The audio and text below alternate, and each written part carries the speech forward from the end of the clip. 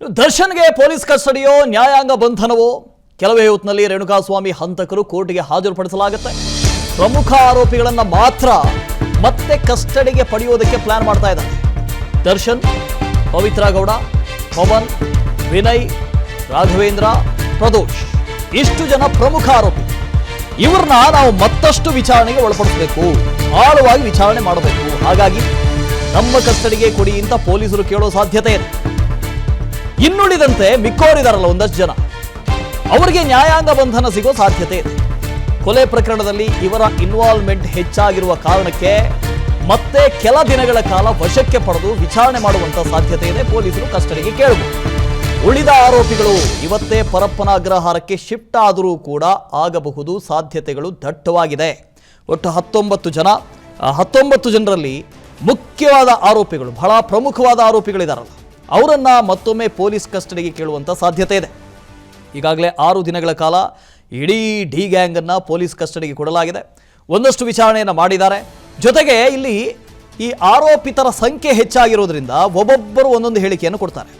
ಹಾಗಾಗಿ ಈ ಹೇಳಿಕೆಗಳಿಗೆ ತಾಳೆ ಆಗಬೇಕು, ಜೊತೆಗೆ ಅದಕ್ಕೆ ಬೇಕಾದಂಥ ಸಂಬಂಧಪಟ್ಟ ಸಾಕ್ಷ್ಯಗಳು ಸಿಗಬೇಕು. ಈ ಹಿನ್ನೆಲೆಯಲ್ಲಿ ಮತ್ತಷ್ಟು ತನಿಖೆ ಮಾಡುವಂಥ ಸಾಧ್ಯತೆ ಇದೆ, ಅಗತ್ಯ ಕೂಡ ಇದೆ. ಹಾಗಾಗಿ ಇನ್ನಷ್ಟು ತನಿಖೆಗೆ ಅವರನ್ನ ನಮ್ಮ ಕಸ್ಟಡಿಗೆ ಕೊಡಿ ಅಂತ ಪೊಲೀಸರು ಕೇಳೋ ಸಾಧ್ಯತೆ ಇದೆ. ಅದರ ಜೊತೆಗೆ ಎಲ್ಲರನ್ನು ಪೊಲೀಸ್ ಕಸ್ಟಡಿಯಲ್ಲಿ ಇಟ್ಕೊಂಡು ಏನು ಮಾಡೋದು? ಜೊತೆಗೆ ನೋಡಿ, ಅನ್ನಪೂರ್ಣೇಶ್ವರಿ ನಗರ ಠಾಣೆಗೆ ಒಂದಷ್ಟು ಈ ಶಾಮಿಯಾನಗಳನ್ನು ಕಟ್ಟಿ ಬಿಗಿ ಬಂದೋಬಸ್ತನ್ನು ವಹಿಸಿದ್ದಾರೆ. ಎಷ್ಟು ದಿನ ಪೊಲೀಸ್ ಕಸ್ಟಡಿಯಲ್ಲಿ ಇಡ್ತಾರೋ ಅಷ್ಟು ದಿನ ಪೊಲೀಸ್ ಫೋರ್ಸ್ ಕೂಡ ಹೆಚ್ಚಾಗಬೇಕಾಗತ್ತೆ. ಅಲ್ಲಿ ಅವ್ರನ್ನ ಕಾಯಬೇಕಲ್ಲ, ಇದಕ್ಕೆಲ್ಲ ವ್ಯವಸ್ಥೆಗಳನ್ನು ಮಾಡಬೇಕಾಗುತ್ತೆ. ಹಾಗಾಗಿ ಇಷ್ಟೊಂದು ಜನ ಬೇಕಾಗಿಲ್ಲ. ಯಾರು ಪ್ರಮುಖ ಆರೋಪಿಗಳಿದ್ದಾರೆ, A1, A2, A3, A4, A5 ಹೀಗೆ ಪ್ರಮುಖ ಆರೋಪಿಗಳು ಯಾರಿದ್ದಾರೆ, ಜೊತೆಗೆ ಯಾರೆಲ್ಲ ಸಹಕರಿಸ್ತಾ ಇಲ್ಲ ತನಿಖೆಗೆ, ಅವರುಗಳನ್ನು ಮತ್ತೊಮ್ಮೆ ಪೊಲೀಸ್ ಕಸ್ಟಡಿಗೆ ಕೇಳುವ ಸಾಧ್ಯತೆ ಇದೆ. ACMM ಕೋರ್ಟ್ಗೆ ಅವರನ್ನು ಹಾಜರುಪಡಿಸಿ ನಂತರದಲ್ಲಿ ಪೊಲೀಸ್ ಕಸ್ಟಡಿಗೆ ಕೇಳುವಂಥ ಸಾಧ್ಯತೆ ಇದೆ. ಡಿ ಗ್ಯಾಂಗ್ ಕೋರ್ಟ್ಗೆ ಕರೆತರುವ ಹಿನ್ನೆಲೆಯಲ್ಲಿ ಪೊಲೀಸ್ ಭದ್ರತೆಯನ್ನು ಕೂಡ ವಹಿಸಲಾಗಿದೆ. ACMM ಕೋರ್ಟ್ನ ಬಳಿ ಪೊಲೀಸ್ ಬಂದೋಬಸ್ತು ಕೂಡ ಇದೆ. ಯಾಕೆ ಅಂದರೆ ಇಲ್ಲಿ ಪ್ರಮುಖ ಆರೋಪಿಗಳಿದ್ದಾರೆ, ಹೈ ಪ್ರೊಫೈಲ್ ಕೇಸ್, ಯಾರಾದರೂ ಬಂದು ಜೈ ಜೈ ಬೈ ಬೈ ಅಂತ ಹೇಳ್ಬೋದಲ್ಲ. ಹಾಗಾಗಿ ಡಿ ಗ್ಯಾಂಗ್ ಕೋರ್ಟ್ಗೆ ಕರೆತರುವ ಹಿನ್ನೆಲೆಯಲ್ಲಿ ಪೊಲೀಸ್ ಭದ್ರತೆ ವಹಿಸಲಾಗಿದೆ. ACMM ಕೋರ್ಟ್ ಬಳಿ ಪೊಲೀಸರನ್ನು ನಿಯೋಜನೆ ಮಾಡಿದ್ದಾರೆ. ಬಿಗಿ ಬಂದೋಬಸ್ತ್ ಇದೆ. ಮುಂಜಾಗ್ರತಾ ಕ್ರಮವಾಗಿ ಕೋರ್ಟ್ ಬಳಿ ಬಂದೋಬಸ್ತ್ ಭದ್ರತೆಗಾಗಿ ಸುಮಾರು 100ಕ್ಕೂ ಹೆಚ್ಚು ಪೊಲೀಸರನ್ನು ನಿಯೋಜನೆ ಮಾಡಲಾಗಿದೆ. ಗೊತ್ತಿಲ್ಲ, ಪ್ರತಿಭಟನೆಗಳಾಗಬಹುದು, ಪರವಾಗಬಹುದು, ವಿರುದ್ಧವಾಗಬಹುದು, ಏನು ಬೇಕಾದರೂ ಆಗಬಹುದು. ಈ ಸಂದರ್ಭದಲ್ಲಿ ಅಹಿತಕರ ಘಟನೆ ಆಗಬಾರದು ಅನ್ನೋ ಹಿನ್ನೆಲೆಯಲ್ಲಿ ಸುಮಾರು 100ಕ್ಕೂ ಅಧಿಕ ಪೊಲೀಸರನ್ನು ನಿಯೋಜನೆ ಮಾಡಲಾಗಿದೆ, ಭದ್ರತೆಯನ್ನು ವಹಿಸಲಾಗಿದೆ. ಈ ಹಿಂದೆ ದರ್ಶನ್ ಅವರನ್ನ ಅರೆಸ್ಟ್ ಮಾಡಿದ ತಕ್ಷಣವೇ ಜಡ್ಜ್ ಮುಂದೆ ಹಾಜರುಪಡಿಸಲಾಗಿದೆ. ಆ ಸಂದರ್ಭದಲ್ಲೂ ಕೂಡ ಬಿಗಿ ಪೊಲೀಸ್ ಬಂದೋಬಸ್ತ್ ಇತ್ತು. ಆದ್ರೂ ಬಹಳಷ್ಟು ಜನ ಅಲ್ಲಿ ಸೇರಿದ್ರು. ಜೈ ಜೈ ಅನ್ನೋರು ಒಂದಷ್ಟು ಜನ, ಬಂಧಿಸಿ ಅಂತ ಹೇಳೋರು ಒಂದಷ್ಟು ಜನ, ಪ್ರತಿಭಟನೆ ಮಾಡುವರು, ಪರ ವಿರುದ್ಧವಾಗಿ ಪ್ರತಿಭಟನೆ ಮಾಡುವಂಥ ಜನರು ಜಾಸ್ತಿ ಇದ್ದಾರೆ. ಈ ಹಿನ್ನೆಲೆಯಲ್ಲಿ ನೀವು ಗಮನಿಸ್ತಾ ಇದ್ದೀರಿ, ಸುಮಾರು 100ಕ್ಕೂ ಹೆಚ್ಚು ಸಿಬ್ಬಂದಿಗಳಿದ್ದಾರೆ, ಬಿಗಿ ಪೊಲೀಸ್ ಬಂದೋಬಸ್ತ್ ಇದೆ. ACMM ಕೋರ್ಟ್ಗೆ ದರ್ಶನ್ ಹಾಗೂ ಗ್ಯಾಂಗ್ ಅನ್ನು ಇವತ್ತು ಹಾಜರುಪಡಿಸ್ತಾರೆ. ಈ ಹಿಂದೆ ಹಾಜರುಪಡಿಸಿದ ಸಂದರ್ಭದಲ್ಲಿ ಒಂದು 6 ದಿನಗಳ ಕಾಲ ಅವ್ರನ್ನ ಕಸ್ಟಡಿಗೆ ಪಡೆಯಲಾಗುತ್ತೆ. ಈಗೇನಾಗುತ್ತೆ ಗೊತ್ತಿಲ್ಲ. SK ಮಂಜುನಾಥ್ ಇದ್ರ ಬಗ್ಗೆ ಡೀಟೇಲ್ಸ್ ಅನ್ನು ಕೊಡ್ತಾ ಹೋಗ್ತಾರೆ. SK ಮಂಜುನಾಥ್, ಇವತ್ತು 6 ದಿನಗಳ ಕಸ್ಟಡಿ ಅವಧಿ ಮುಕ್ತಾಯ ಆಯಿತು. ಇವತ್ತೇನಾಗಬಹುದು ಅಂತ ಕಸ್ಟಡಿಗೆ ಕೇಳಬಹುದಾ, ನ್ಯಾಯಾಂಗ ಬಂಧನಕ್ಕೆ ವಿಧಿಸಬಹುದಾ? ವಸ್ತುತ ಇಲ್ಲೊಂದು ಕ್ಲಾರಿಫಿಕೇಶನ್ ಇದೆ. ಯಾಕಂದ್ರೆ ಪೊಲೀಸರಿಗೆ ಕೊಟ್ಟಿದ್ದಂತ ಕಸ್ಟಡಿ ಅವಧಿ ನಾಳೆಗೆ ಅಂತ್ಯ ಆಗ್ತಾ ಇದೆ, 6 ದಿನಗಳ ಕಸ್ಟಡಿ ಅವಧಿ.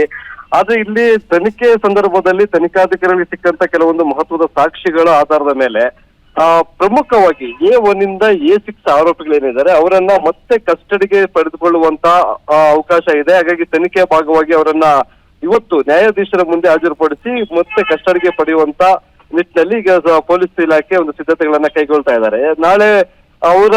ನಾಳೆ ಆಕ್ಚುಲಿ ಕಸ್ಟಡಿ ಅವಧಿ ಮುಗಿದಂತ ಹಿನ್ನೆಲೆಯಲ್ಲಿ ನಾಳೆ ಅವರನ್ನ ಕೋರ್ಟ್ಗೆ ಹಾಜರುಪಡಿಸಬೇಕಾಗಿತ್ತು. ನಾಳೆ ಭಾನುವಾರ ಆಗಿದ್ದರಿಂದ ರಜೆ ಇದ್ದಂತ ಸಂದರ್ಭದಲ್ಲಿ ನ್ಯಾಯಾಧೀಶರ ಮನೆಗೆ ಹಾಜರುಪಡಿಸಿದಾಗ ನ್ಯಾಯಾಧೀಶರು ಅವರನ್ನ ಪೊಲೀಸ್ ಕಸ್ಟಡಿಗೆ ಕೊಡುವಂತ ಸಾಧ್ಯತೆಗಳು ತುಂಬಾ ಕಡಿಮೆ ಇರುತ್ತೆ.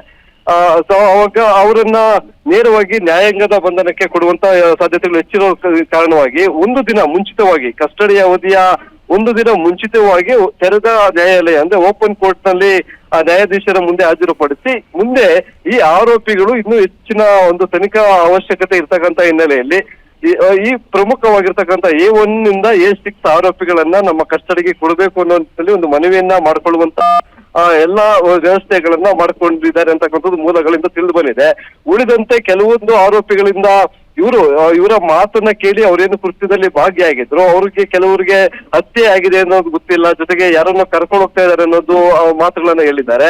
ಅಂತಹವರಂತ ಏನೆಲ್ಲ ಮಾಹಿತಿಯನ್ನ ಪಡ್ಕೊಳ್ಬೇಕಾಗಿತ್ತು, ಜೊತೆಗೆ 164 ಸ್ಟೇಟ್ಮೆಂಟ್ ಅನ್ನ ಪಡ್ಕೊಳ್ಬೇಕಾಗಿತ್ತು. ಆ ಪ್ರಕ್ರಿಯೆ ಎಲ್ಲವನ್ನ ಮುಗಿಸಿದ ಬಳಿಕ ಅವರನ್ನ ತನಿಖೆಗೆ ಅವಶ್ಯಕತೆ ಇಲ್ಲ ಅನ್ನೋ ನಿಟ್ಟಿನಲ್ಲಿ ಅವರನ್ನ ನ್ಯಾಯಾಂಗ ಬಂಧನಕ್ಕೆ ಒಪ್ಪಿಸುವುದಕ್ಕೆ ಮನವಿಯನ್ನ ಮಾಡ್ಕೊಳ್ಳಲಿದ್ದಾರೆ. ಈಗ ಸಿಕ್ಕಿರ್ತಕ್ಕಂಥ ಮಾಹಿತಿ ಪ್ರಕಾರ A1 ಆದಂತ ಪವಿತ್ರ ಗೌಡ, ದರ್ಶನ್ ಜೊತೆಗೆ ರಾಘವೇಂದ್ರ, ವಿನಯ್ ಈ ಒಂದು 4-5 ಆರೋಪಿಗಳನ್ನ ಇವತ್ತು ಕೋರ್ಟ್ಗೆ ಹಾಜರುಪಡಿಸಿ ಮತ್ತೆ ಕಸ್ಟಡಿಗೆ ತೆಗೆದುಕೊಳ್ಳುವ ಪ್ಲಾನ್ ನಲ್ಲಿ ಇವತ್ತು ಪೊಲೀಸರಿದ್ದಾರೆ. Okay, thank you Manjunath. ಅನುಕ್ಷಣದ ಸುದ್ದಿಗಳಿಗಾಗಿ Vistara news YouTube channel subscribe ಮಾಡಿ. ಹೊಸ ಸುದ್ದಿಗಳ ನೋಟಿಫಿಕೇಶನ್ಗಾಗಿ ಬೆಲ್ ಐಕಾನ್ ಕ್ಲಿಕ್ ಮಾಡಿ. ಲೇಟೆಸ್ಟ್ ಅಪ್ಡೇಟ್ಸ್ಗಾಗಿ www.vistaranews.com ವೆಬ್ಸೈಟ್ಗೆ ವಿಸಿಟ್ ಮಾಡಿ. ಅಂಗೈಯಲ್ಲೇ ಜಗತ್ತಿನ ಸುದ್ದಿ ತಿಳಿಯಲು Vistara news Kannada app download ಮಾಡಿ.